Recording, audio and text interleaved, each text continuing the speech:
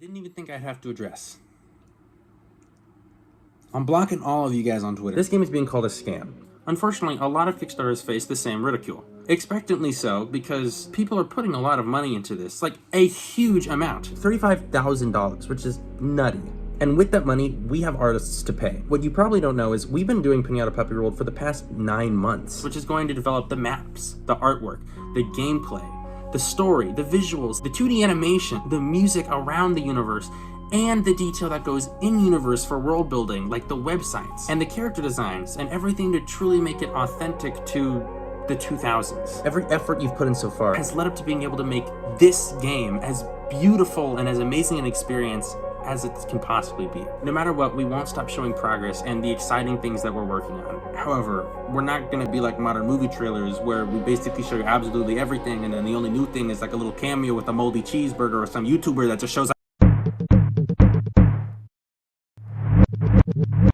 This is kind of personal to me. After I posted the first video, I kind of want to try out the game for myself. So I don't sound like I'm talking on my ass. I specifically bought the $35 tier on the Kickstarter. Demo access and testing.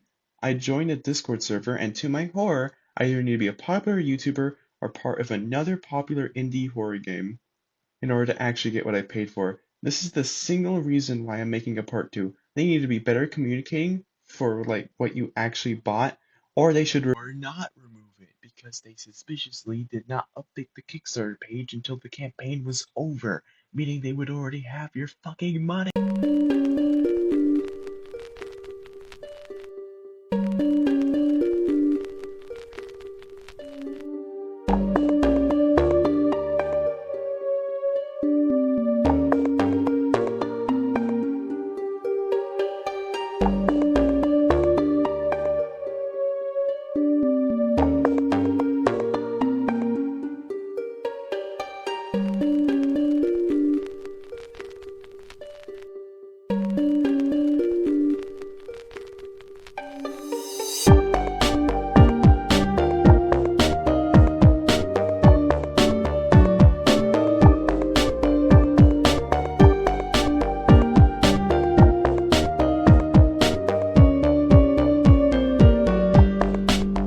We're not gonna be like modern movie trailers where we basically show you absolutely everything.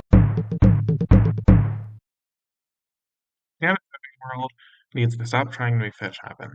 That pun is not intentional. But what is intentional is the way that real-time studios are trying really hard to generate fandom for a game that will not exist for another year. They say in their Q&A video they're not making merch before the game comes out, but they filled their Kickstarter with merch rewards anyway, so they kind of have. They're borderline pitching a Pinata Puppy cartoon for some reason. They're advertising the voice cast. They held a fan art contest. You do not have a real fan base. You realize that, right? You have supporters because you don't have a game yet. If this game doesn't take off or turns out to be bad, you're going to have a lot of disappointed people and a lot of merch no one wants, and a lot of buzz build up around a project that sucks and is your first non-fan game project. You already have this problem with the puzzle pieces, where no one liked the original designs for the main characters, but you still have this puzzle piece keychain produced for them which contains the old designs. And why are you hyping up the cartoon characters like you're selling the actual cartoon? I don't care what Pinata Puppy is like. In the show that doesn't exist, they sound like a pretty typical cartoon protagonist. And I certainly don't care about the Loch Ness one, or a gay gecko. That's a stupid name even if it does mean happy. And another thing,